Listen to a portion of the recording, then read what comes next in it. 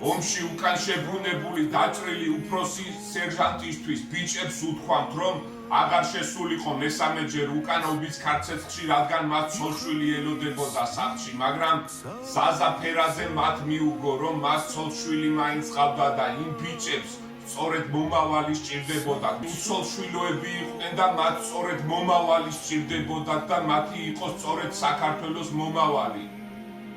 და იგი კვლავ ომის ქარცეცხლში შებრუნდა მესამეჯერ. უცნობი გმირების მეხუთე ნაწილში მინდა გესაუბროთ უფროს სერჟანტზე ზაზა ფერაძეზე, რომელიც დაიბადა დაბა შორაპანში 1963 წელს. ბავშვობიდანვე აინტერესებდა საბრძოლო ხელოვნება, 1993 წელს აფხაზეთის ომშიც იბრძოდა. 1994 წლიდან უკვე იწყება მისი საკონტრაქტო სამსახური ჯარში, ერაყშიც იყო, სამშვიდობო მისიაში მიიღო მონაწილეობა და 2008 წელს, როდესაც სახლში წელიწადნახევრის შვილი ყავდა, ვაჟკაცი შვილი ეზრდებოდა, ასევე 9 თვის ორსული მეუღლე ყავდა, სწორედ მაშინ დაურეკეს ზაზა ფერაძეს და უთხრეს, რომ განგაში იყო გამოცხადებული. იგი მაშინვე ადგა და მაშინვე სამშობლოს სიყვარულით გაემართა. ძალიან ბევრი ვაჟკაცი სიცოცხლე გადაარჩინა, ძალიან ბევრი ახალგაზრდა უკან სამშვიდობოს გამოიყვანა, ორჯერ შებრუნდა ცხინვალში, ორჯერ შებრუნდა სწორედ ამ ქარცეცხლში გახვეულ ქალაქში და მესამე შებრუნებისას მან დაინახა თუ როგორ კლავდა უცნობი სნაიპერი ქართველ ვაჟკაცებს. ეცადა რომ ამ მუხანათი სნაიპერისკენ ჩუმად წასულიყო.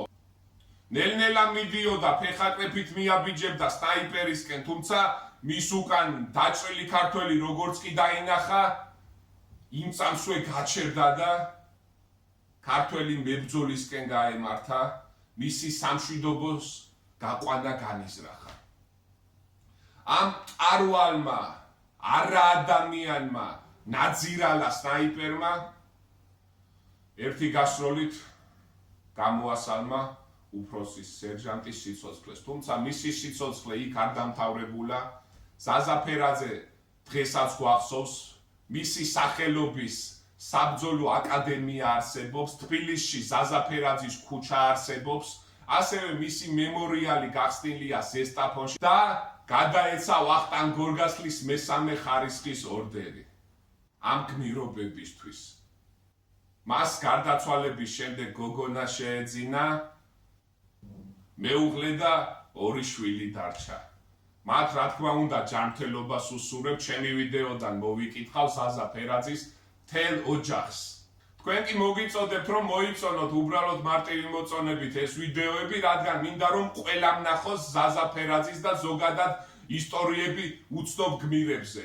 გაუმარჯოს საქართველოს, გაუმარჯოს გმირებს, გაუმარჯოს ზაზა ფერაძის უკვდავ სახელს.